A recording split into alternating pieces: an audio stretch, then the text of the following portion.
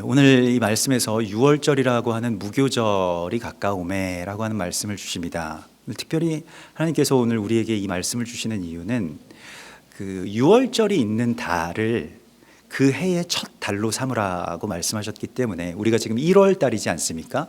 그래서 그 달이 해의 첫 달이 되는 것, 그것은 물론 우리가 지금 1월 달에 유월절이 있지 않습니다. 우리의 시간은 좀 세상의 시간과 같이 이제 연결되어 있어서 우리 그레고리력을 쓰고 있고 성서의 어떤 절기력을 쓰지 않기 때문에 우리 1월 달과 그 유월절은 좀 차이가 있습니다만은, 하나님께서 해의 첫 시작을, 그러니까 그 한 해의 첫 시작을 유월절로부터 시작하라라고 하신 것은 굉장히 큰 의미가 있습니다. 그래서 우리의 1월이라고 하는 것, 지금 그 날짜와 시간이 일치하지 않기 때문에 하나님께서 우리에게 우리의 처음 시작의 지점을 어디인지를 바라보라고 말씀을 하십니다. 이 시작점, 그러니까 유월절을 시작점으로 두시는 게 성경에서 우리 가운데 말씀하고 있는 어떤 시간의 그 시작의 지점입니다. 이게 왜 중요하냐면, 어디서부터 시작할 것인가에 따라서 어디로 갈 것이냐, 또 어떻게 완성될 것이냐가 결정되기 때문에 그렇습니다. 보통 우리가 전에도 나눴던 것과 같이 카톨릭에서는 기독교의 시작을, 우리 믿음의 시작을 크리스마스로부터 봅니다. 그러니까 그 아기 예수, 그리고 평안하게 또 이렇게 그 누워 있는 어떤 아기 예수의 모습에서부터 시작한다. 기독교가 그렇게 시작이 되었다라고 말을 하는데, 성경은 우리에게 우리의 구원, 또 우리의 믿음, 혹은 그 기독교라고도 말할 수 있을 것입니다. 그것이 유월절로부터 시작한다라고 말씀을 하고 있습니다. 그러니까 유월절이 시작의 지점이 됩니다. 그래서 가톨릭에서는 아기 예수의 모습, 또 좀 이 크리스마스로부터 출발해서 십자가에서 끝난다라고 이렇게 생각을 하지만, 우리는 십자가에서부터 시작해서 그리고 부활의 생명을 향해서 나아간다라고 하는 것이 성경에서 말씀하고 있는 출발점입니다. 사실 성경적 시간관이라고 하는 것은 그 출발점과 또 이 마지막 지점이 연결되게 되죠. 그래서 다음 출발점으로 이렇게 나아가게 되는 어떤 그런 나선형의 구조라고 하는 것을 여러 번 우리가 나누었습니다만은, 그래서 어디서부터 출발해야 되는지를 아는 것이 어디를 향해서 나아갈 것인지를 아는 것과 동일합니다. 성경은 이 유월절이 있는 달, 유월절로부터 시작하라고 말씀을 하십니다. 그래서 출애굽기 12장 2절에 보면, 이 달을 너희에게 달의 시작, 곧 해의 시작이 되게 하라라고 하는 말씀을 주시면서, 이것이 이제 시간의 출발점을, 그러니까 시간을 누가 정하는, 시간의 주권을 하나님께 드리면서 시작하는 것을 말합니다. 이 시작점을 이 달이라고 말씀을 하시는데, 그 달이 바로 이 1월 달을 성경에서는 아빕월이라고 부르거든요. 이스라엘 가면 이제 이스라엘의 수도를 텔아비브라고 하지 않습니까?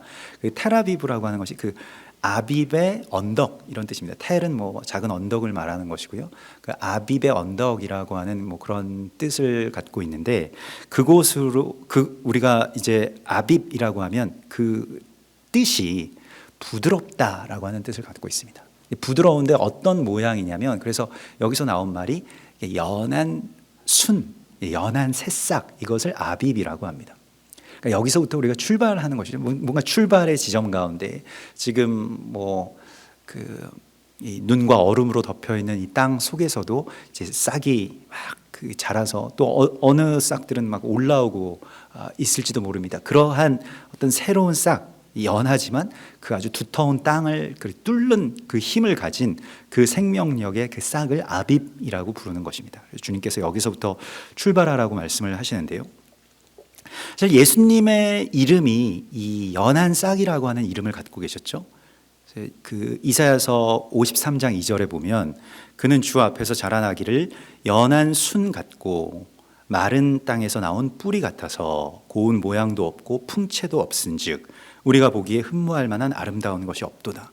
우리는 막 화려한 어떤 큰 나무나 또 잎사귀나 열매를 그렇게 우리가 좀 사랑하고 흠모하고 그걸 바랍니다마는, 예수님의 모습은 그 땅에서 이렇게 갓 나온 연한 순과 같다. 그래서 사람들이 사모하지 않는다. 이런 그 말씀이 이사야서 53장에 있습니다. 또 스가랴서 3장 8절에서는 대제사장 여호수아야, 그 여호수아라고 하는 것이 이제 그 예슈아, 여호수아, 뭐 예수, 이게 다 같은 어떤 그 히브리 이 네임인데, 너와 내 앞에 있는 내 동료들은 내 말을 들을 것이니라.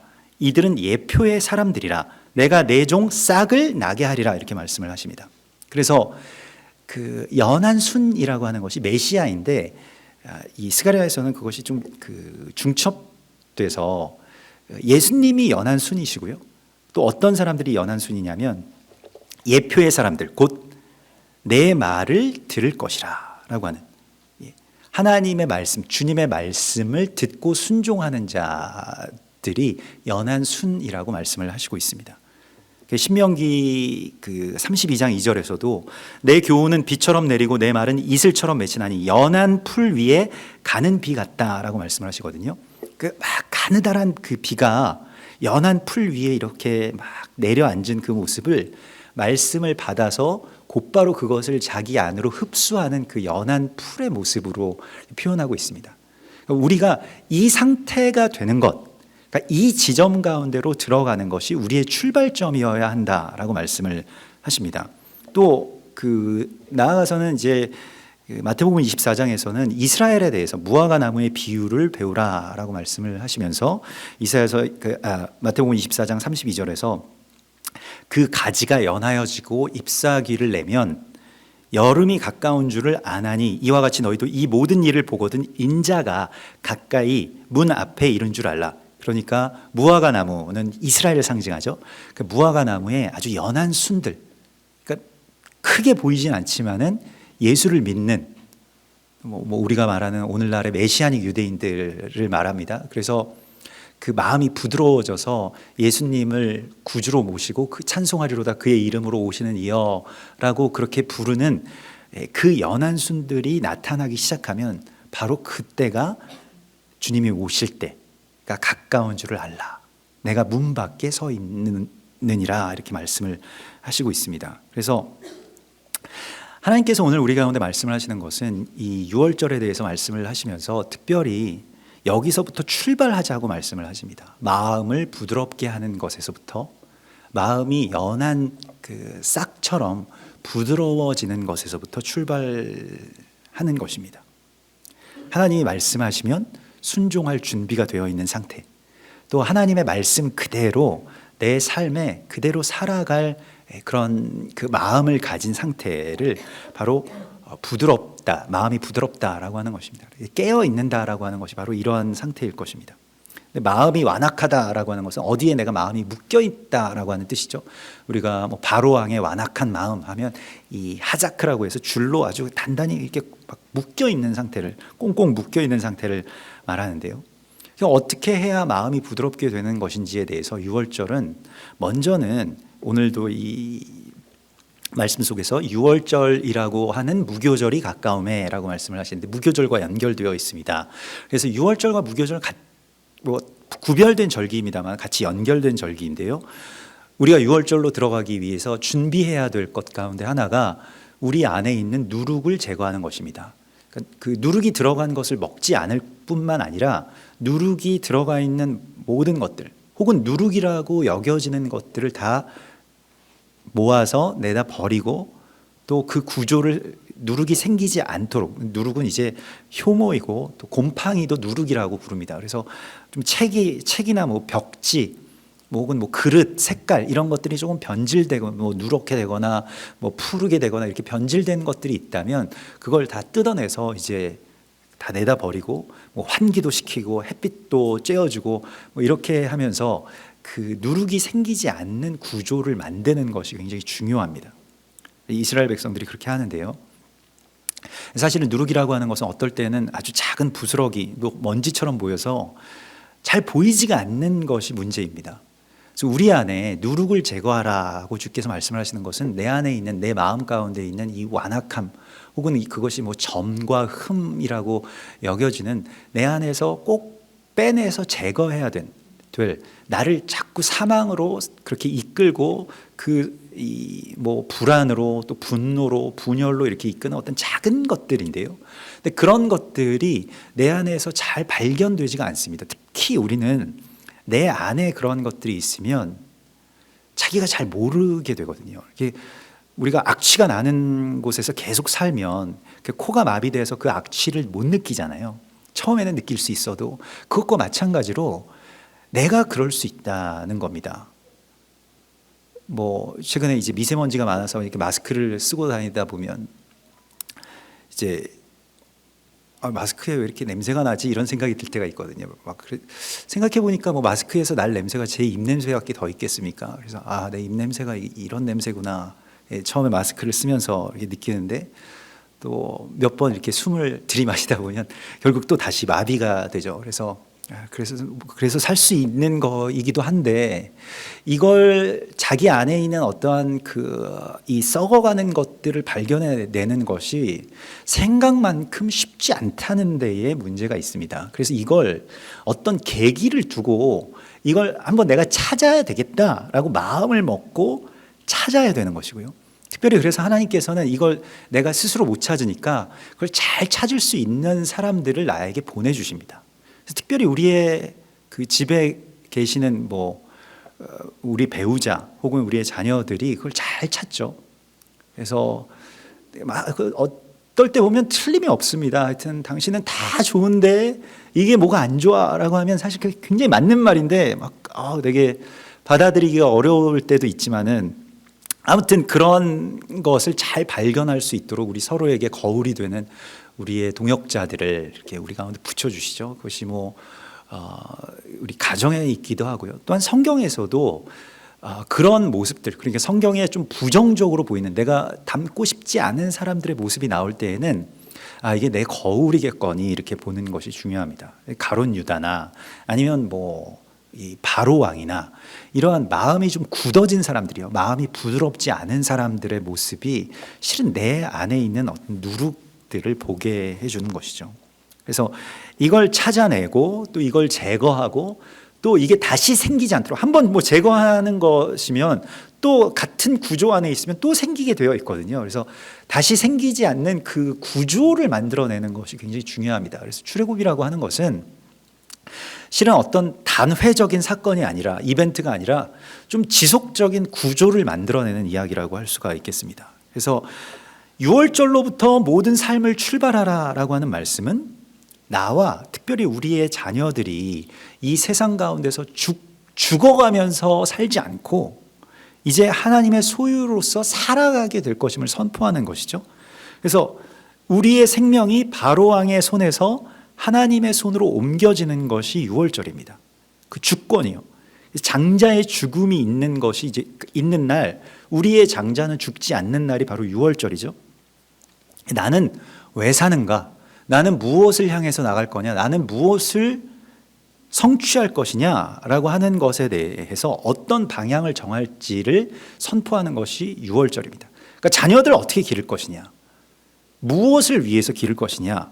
또 나는 뭘 위해서 살 것이냐라고 하는 것을 결정하는 것이죠. 같은 이야기이기도 한데, 그래서 전에는 애굽에서 노예로서 잘 먹고 잘 살고 때로는 승진도 하고 때로는 자녀들도 더 유능한 바로왕의 어떤 더 높은 노예로 그렇게 살아가면서 잘 살게 해달라고 빌고 그렇게 하나님을 우상으로 섬겼던 그 믿음에서 떠나서 나와 우리의 가정이 실은 하나님의 형상을 따라서 창조됨을 받은 왕과 같은 제사장, 또 이 땅에 그리스도 예수와 함께 이 땅의 통치자로서 세워진 존재들임을 자각하고 그걸 선포하는 것이 6월절입니다. 이 6월절로 그렇게 우리 가운데 들어가라고 말씀을 하십니다. 그래서 먼저는 마음을 부드럽게 하고요.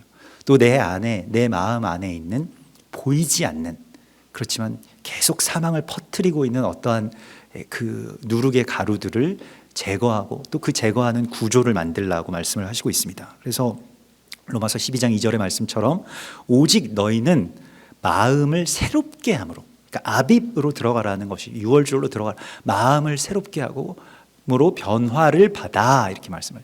마음이 새롭게 된다라고 하는 것은 무엇이냐면 변화를 받는 것이 마음이 새롭게 되는 겁니다.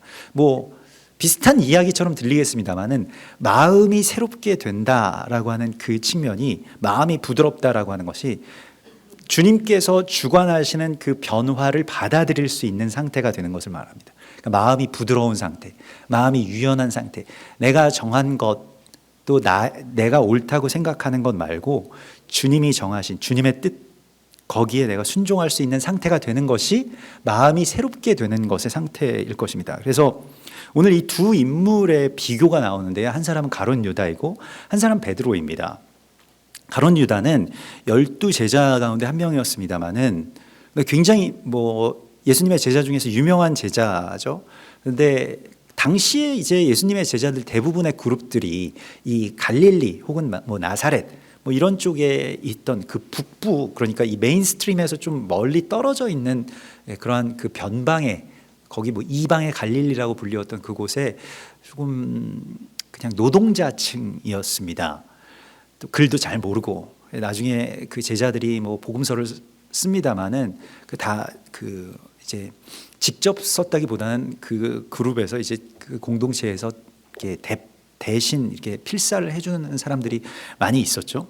뭐 사도 바울 같은 경우는 좀 달랐습니다만은 뭐 근데 아무튼 그런 그룹 가운데서도 좀 특이한 그 배경의 사람이 한 사람이 있었는데 이게 가룟 유다입니다. 이게 이 가룟인이라고 불리웠다라고 하는데 이 가룟이라고 하는 것은 뭐 지명이라는 설도 있습니다만은 정설은 이 가룟이라고 하는 그 이름이 이 암살단이라고 하는 뜻을 갖고 있습니다. 그래서 뭐 시카리오 하면 이제 이 영어로 이제 암살자라고 하는 그런 뜻을 갖고 있지 않습니까? 그러니까 당시에 이 시카라고 하는 이 단도를 이 품에 지니고 다니면서 이 로마의 압제로부터 말하자면 그 독립운동을 하던 레지스탕스 뭐 아니면 뭐 로마의 입장에서는 테러 조직이죠. 그런 사람 가운데 하나가 바로 가룟인이라고 불리웠던 이 유다라는 겁니다. 그래서 뭐 굉장히 부정적으로 성경에서 그려지고 있습니다만은 가룟 유다는 당시의 사람들의 입장에서는 굉장히 고마운 사람이죠. 뭐 우리나라로 치면 뭐 글쎄요, 뭐 안창호, 안중근 의사와 같은 뭐 그런 부류의 독립운동을 하는 분이었다는 겁니다. 그런데 그 가룟 유다의 모습이 오늘 어떻습니까? 자기가 옳다라고 하는 것에 예수님을 그 마음의 틀에 이렇게 깎아서 이렇게 맞추려고 하는 그런 시도를 합니다. 이 사람이야말로 우리를 잘 보여주는 거울과 같은 사람인데요. 예수님을 어쩌면 기능적으로 믿는 사람인데 로마의 압제를 끊고 다윗의 왕조를 세워서 이스라엘을 회복시킨다.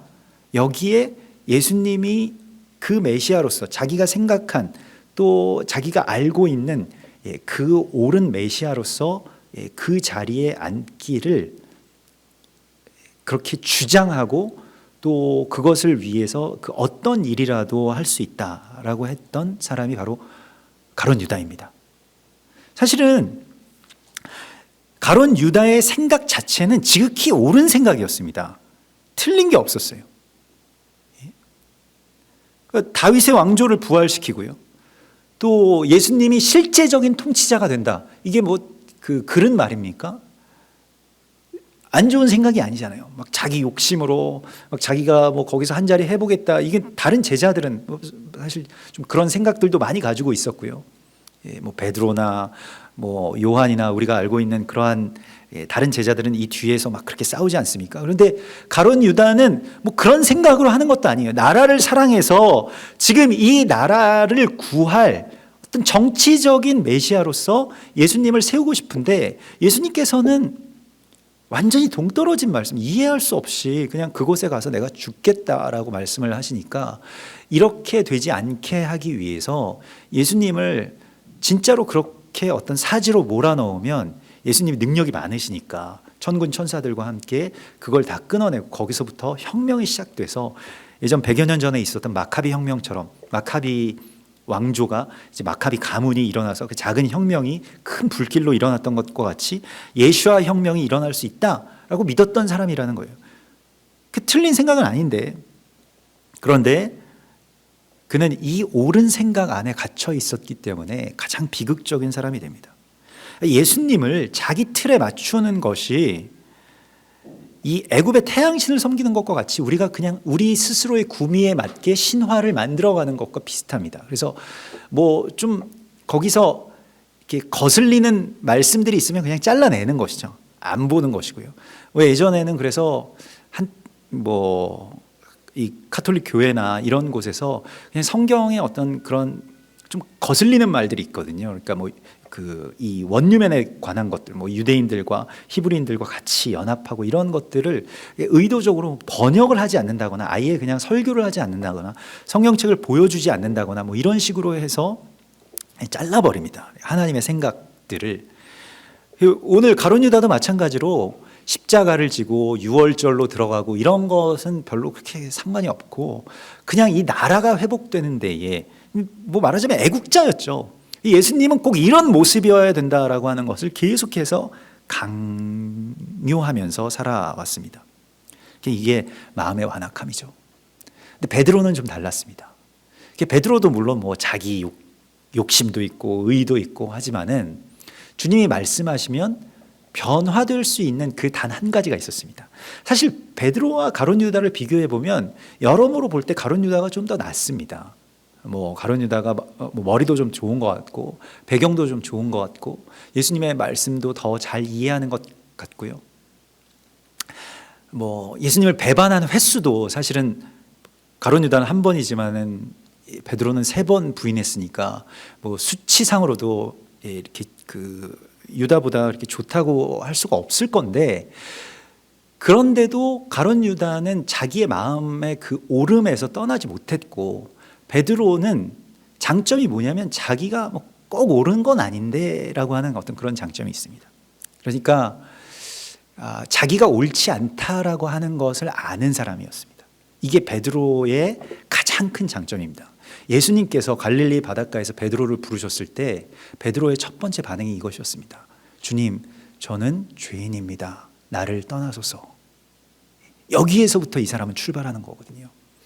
나는 죽을 수밖에 없는 죄인입니다. 내 생각이 틀릴 수 있습니다. 내 생각에 내가 갇혀 있다라고 하면 내가 좀 모자라지만은, 좀 어리숙하지만은, 그러나 주님 말씀하시면 변화될 수 있는 어떤 그 상태, 그것만 우리가 유지하면 되거든요. 우리한테 주께서 그 정답을 항상 그 정답을 우리 가운데 요구하시는 것이 아닙니다. 주님이 이끌어 주실 때에 내가 변화될 수 있는 바로 그 한 가지, 그게 좀 어떻게 보면 하나님 보시기에는 약간 어리숙한 모습인 것 같습니다. 그리고 늘 내가 죄인이고 돌이켜야 할 그러한 사람이라고 하는 것을 내가 알고 자각하고 인정한 바로 그 사람, 그것이 베드로였습니다. 그러니까 마음이 부드러워진다라고 하는 것은 베드로가 막 부드러운 마음, 상냥한 마음 이런 걸 가지고 있는 사람은 아니었습니다만은 주님이 찾아오셔서 말씀하시면 변화가 될 수 있는, 그래서 베드로 점점 좋아집니다. 예수님 십자가에 달리신 이후에도 다시 버렸던 그물을 들고 다시 업으로 돌아갔던 사람입니다만은 예수님 다시 찾아오셔서 네가 나를 사랑하느냐라고 하는 말씀으로 또 회복시켜 주시고, 나중에도 베드로가 또 이 요바의 그 항구에 있는 곳에서 고넬료의 집으로 가서 이방인과 같이 식사하고 이방인에게 세례를 주라라고 하는 성령의 음성에 또 순종하게 되죠. 내가 유대인은 남자로서 이런 부정한 음식을 먹을 수 없습니다. 이방인들과 같이 식사할 수 없습니다. 라고 하는 그 규례를 실은 어기는 것처럼 보이는 일들을 하면서까지도, 그러니까 내가 믿었던 것, 내가 알았던 것에서 하나님께서 좀 움직여라 라고 하실 때는 그것을 움직일 수 있는 그 상태가 되는 것이 중요합니다. 우리가 이전까지 해왔던 어떤 그 많은 우리의 전통들이 있을 겁니다. 우리의 습성들이 있는데요. 6월절이라고 하는 것은 그 습성에서 떠나서 하나님의 거룩한 습성으로 바뀌는 것. 이게 구조가 바뀐다라고도 할 수가 있겠고 습성이 바뀐다라고도 할 수가 있겠는데, 그렇게 변화되는 것을 말하고요. 이렇게 부드러운 마음을 가지려면 기도해야 됩니다. 기도하는 수밖에 없습니다. 내가 마음을 부드럽게 해야지라고 해서 마음이 부드러워지는 것이 아니기 때문에요. 예수님께서 이 많은 어떤 생각이 올라오고 막 사건들이 일어나는 이 시간에 무엇을 하십니까? 오늘 이 본문에는 나오지 않았습니다만은 나중에 이제 이 22장의 말씀을 보면 22장 39절에서부터 이제 겟세마네의 기도가 나오죠. 그래서 그 겟세마네로 올라가시는 이야기가 나오는데 그게 예수께서 습관을 따라 기도하시러 가시더라라고 되어 있습니다. 그러니까 습관이라고 하는 것이 삶의 어떤 구조가 되는 것이고요. 내 삶에 있는 어떤 어리석은 습관들 그것들이 다 버려지고 하나님이 나를 부드럽게 만드실 그 자리로 내가 나아가는 것. 기도라고 하는 것은 먼저는 내 안에서 막 이 욕망들도 나오고 불만들도 나오고 막 이렇게 나오겠죠. 그게 다 쏟아내지고 나면 내가 구할 것들이 다 구해지고 나면 그 다음부터 이제 주님의 마음이 채워지고 그 비워진 곳에 주님의 마음이 채워지는 것까지가 우리가 기도인데 우리가 조금 바쁘다 보니까 그런 기도로 잘 들어가질 못합니다. 그냥 나의 어떤 생각 안에서 그냥 구하고 끝나게 되는데 사실 그런 것들이 다 빠질 때까지 좀 기도를 더 해야 되거든요. 그래서 다 내 안에서 그러한 것들이 나오고 예수님처럼 내 뜻대로 마옵시고 아버지의 뜻대로 하옵소서라고 하는 것이요.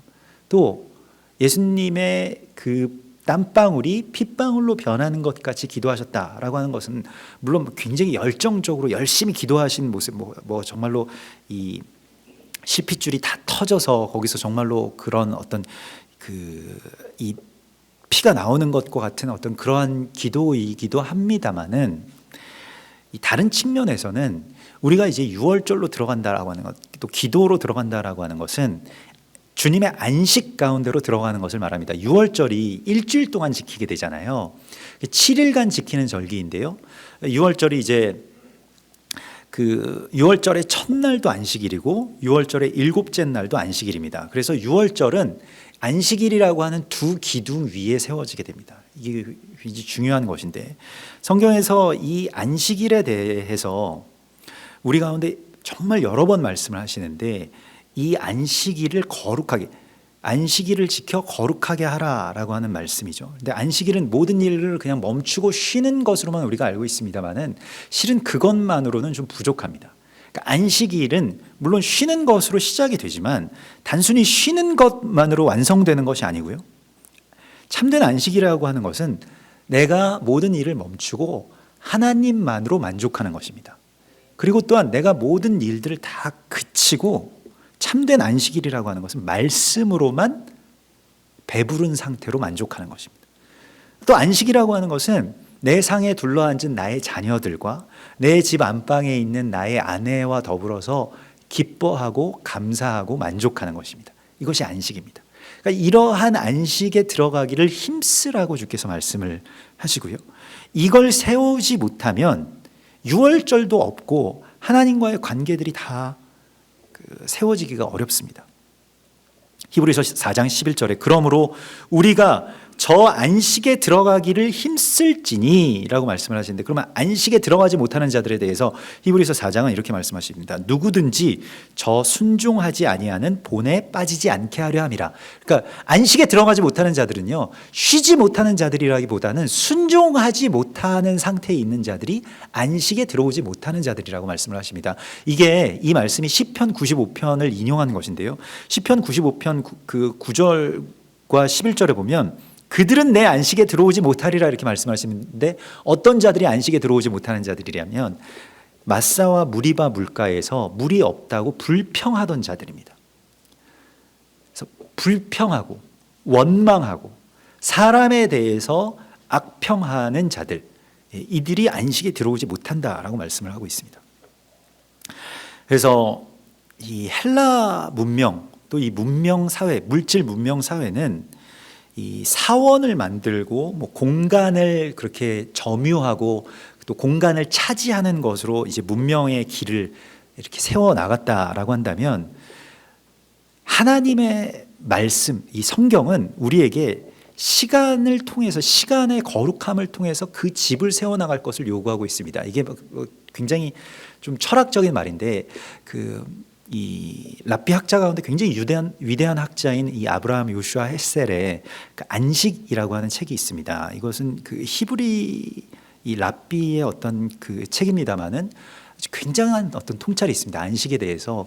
우리의 안식일 영성은 너무 빈약하거든요. 이게 주일 성수로 대체되었기 때문에 안식일을 하면 그냥 주일 성수하면 끝난다 이렇게 생각을 했는데, 실은 엄밀하게 말하자면 좀 성경적이지가 않습니다. 이게 주일날 와서 아침부터 저녁까지 교회에서 봉사하고 예배 출석하고 자리 지키고 되게 귀한 일이긴 합니다만은, 안식일에 모든 것을 그치고 집에 좀 돌아가서 이 가족들과 같이 시간을 보내고 또 하나님과 잠잠히 교제하고 모든 일들을 좀 멈추고 분주함이 없고 또 몸도 영혼도 회복될 시간을 갖는 그 시간의 성화라고 하는 측면에서는 좀 많이 부족한 것이 사실입니다.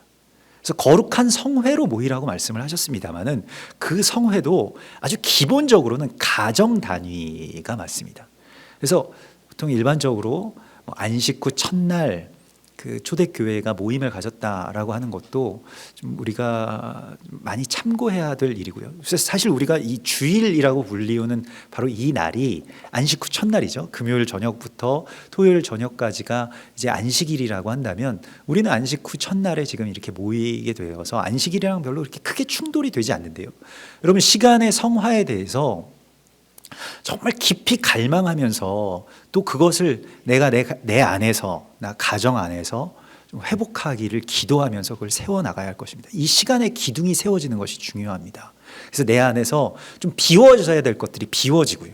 그래서 안식일에는 내가 뭘 하지 않아야 될까, 한번 우리가 정리를 해볼 필요가 있습니다. 이렇게 분주한 일들, 어떤 분들은 안식일에 이제 노 스크린 데이라고 해서 내가 휴대폰이나 무슨 이런 그 컴퓨터나 다른 TV나 이런 것들에 매여 있던 것에서 내가 빠져나온다, 이런 걸 선포하시는 분들도 있고요. 안식일에 내가 무조건 가족들과 같이 함께 식사하고 하나님 말씀을 나누겠다라고 이렇게 선포하시는 분들도 있고, 우리가 안식일에 대해서 회복해야 되는 어떤 사명이 또한 있습니다. 그래서 이것을 꼭 안식일이 주일 성수와 같다라고 하는 그 이전의 좀 전통보다 성경에서 우리 가운데 말씀하시는 이 안식일, 시간을 거룩하게 하라라고 하는 사명 가운데 우리가 조금 더 들어가야 될 그런 시기로 좀 성숙하기를 하나님 원하십니다. 그래서 여러분, 삶 가운데 안식이 회복돼야 됩니다. 내 안에 뭐 때문에 안식이 없는가? 사실 안식이 없는 상태의 본질은 원망이 무언가 있으면, 조금이라도 원망 혹은 다툼, 그것이 하나님이 안 계신가 계신가 그것에 대해서 회의하는 것. 그래서 이 세상의 어떤 이 문명이나 철학은 끊임없는 회의를 통해서 내가 다시 그 의심하고 회의하고 다시 조사하고 알아보고 하는 것을 통해서 그 사실을 밝히고 그게 이제 물질을 세워나갈 수 있다라고 말하는 반면에, 하나님의 나라는 그런 회의를 다 그치고요, 이제 믿음으로 하나님께 그냥 다 맡기고, 잘 모르겠지만은 그러나 하나님께서 알아서 인도해 주시는 것에 그냥 순종하겠습니다. 이 좀 세상의 눈으로 볼 때는 어리석은 일인데요. 정말 그 묻지도 않고 따지지도 않고 그냥 믿는다라고 하는 거 굉장히 맹목적으로 세상은 보는데, 그 가운데로 나는 이제 들어가겠다 이렇게 결단하는 것입니다. 그것이 안식에 들어가기를 힘쓰는 것입니다. 그래서 내 안에 있는 것들을 비우고요. 예전에 우리 그 믿음의 선배님들은 이게 주일날 사는 것이라든가 어디 쇼핑하는 것이라든가 어디 업소에 가서 뭘 먹는다, 외식한다거나 이런 걸 이제 하지 않는 걸로 이 주일을 거룩하게 하는 것을 같이 이렇게 하시지 않았습니까? 이런 것도 굉장히 우리가 배울 만한 것이죠. 그래서 안식일을 어떻게 거룩하게 풍요롭게, 그게 나에게 주어진 시간이거든요. 하나님이 우리에게 주신 선물이고요. 성경에서 거룩하게 하신 것의 첫 번째가 창세기에 딱 한 번 나오는데, 그것이 안식일을 지어 거룩하게 하시니라 라고 하는 이 창세기 4장의 말씀이 유일합니다. 거룩이라고 하는 말이에요. 나중에 이제 광야에 성막이 거룩하게 되는, 공간이 거룩하게 되는 이야기가 나중에서야 이제 나오게 되는 것이죠. 그래서 시간을 거룩하게 하는 것이 굉장히 우리 안에 중요하겠습니다.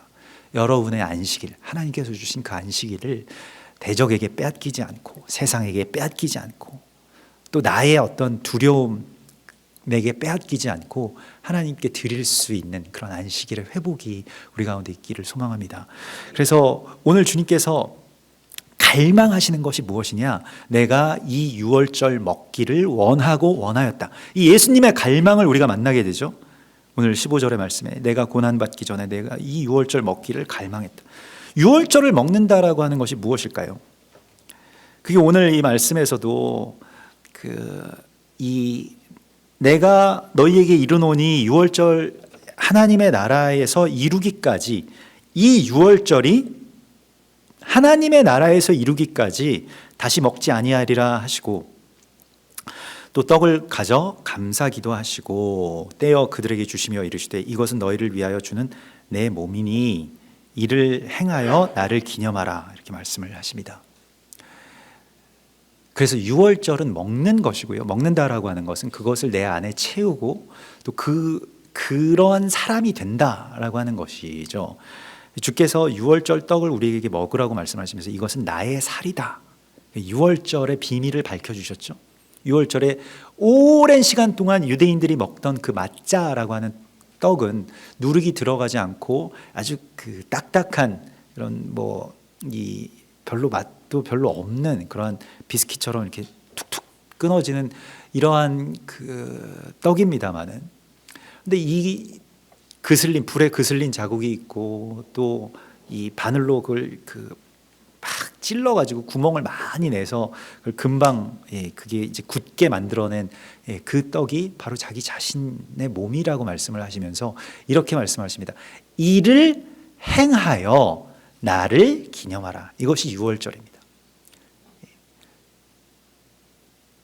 우리는 그러니까 이게 자꾸 카톨릭의 말씀을 드려서 좀 그렇습니다만은 카톨릭에서는 이를 행하여를 그냥 이 성찬을 행하여서 예수님에 대해서 생각해라, 십자가에 대해서 생각해라 이걸 받았습니다. 이렇게 이 말씀을 해석했는데요. 이것은 말씀에 대한 일종의 오역입니다. 여기서 이를 행하여라고 하는 것은 그 성찬식을 행하라고 하는 말씀이 아니고요. 우리가 유월절 안으로 들어간다라고 하는 것은 예수님의 삶 가운데로 우리의 삶이 들어가게 되는 것을 말합니다.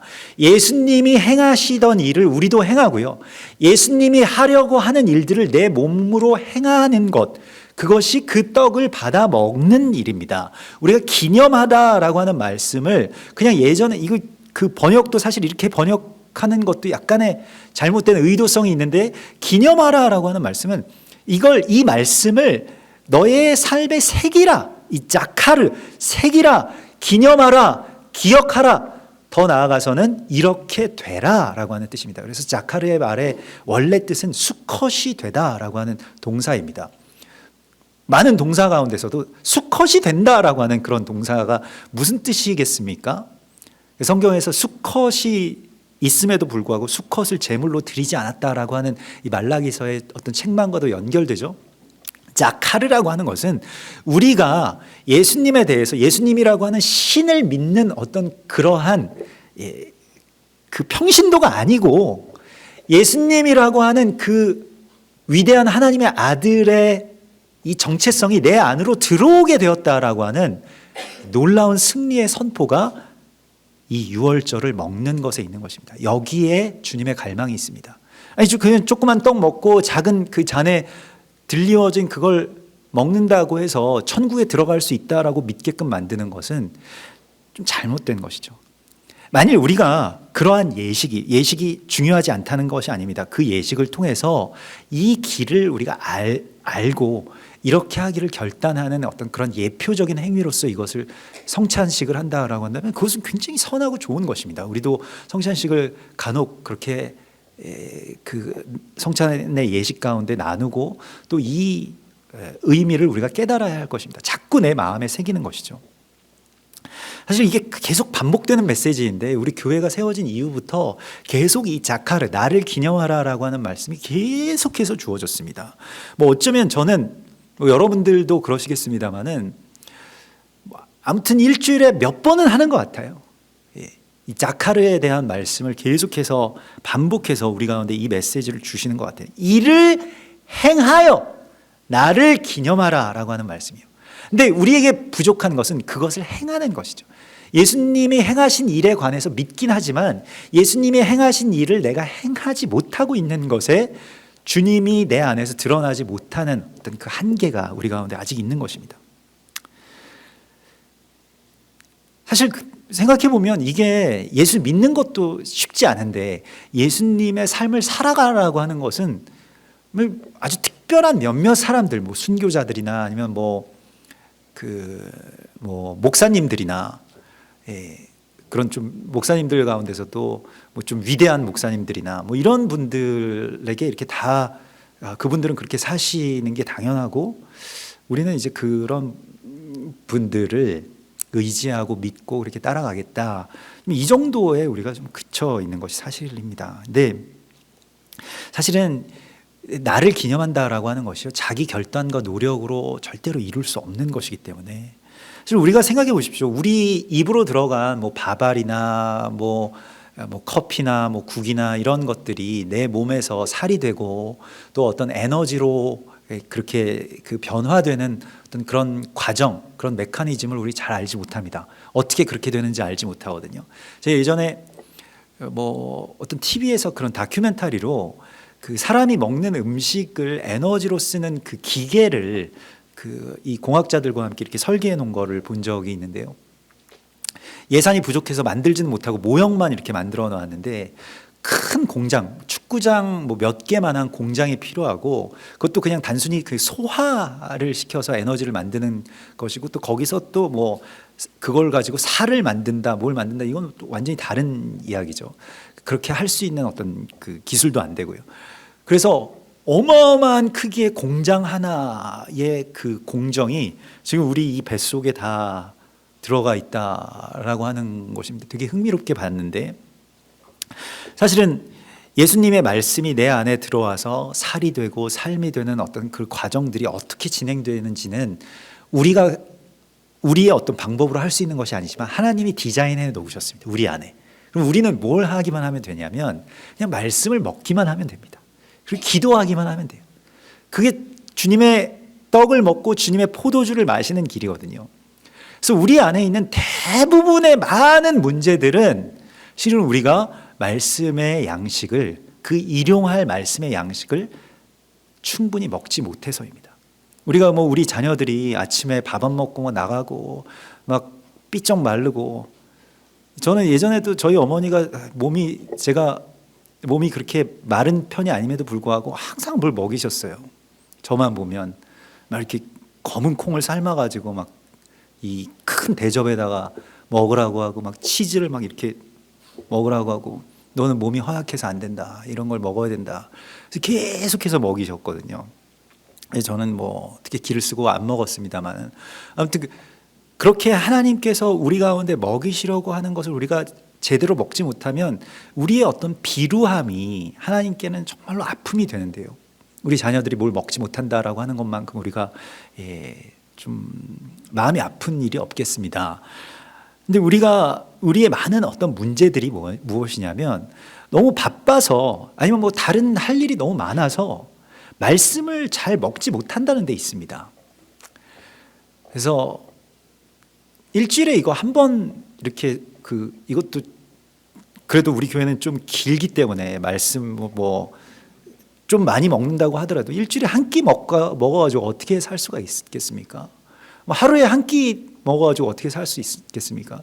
최근에도 도전되는 말씀을 보았는데 지금 우간다에서 우간다라고 하는 나라 전체를 막 변화시킨 뭐 그런 아주 놀라운 목회자 중에 존 물린디라고 하는 분이 계시죠. 그분이 이제 뭐 한국 교회를 위해서 지금 40일 동안 이 나라를 위해서 40일 동안 지금 금식 기도하고 계신데 거기서 뭐 같이 이제 기도하시는 탈북민 목사님이랑 연락을 주고받으면서 이런 말씀을 하시는 거예요. 성경을 목회자들이라면 하루에 적어도 20장 이상은 읽어라. 되도록이면 50장 정도는 읽어라. 그리고 거기에 많이 도전을 받으셨다는 거예요.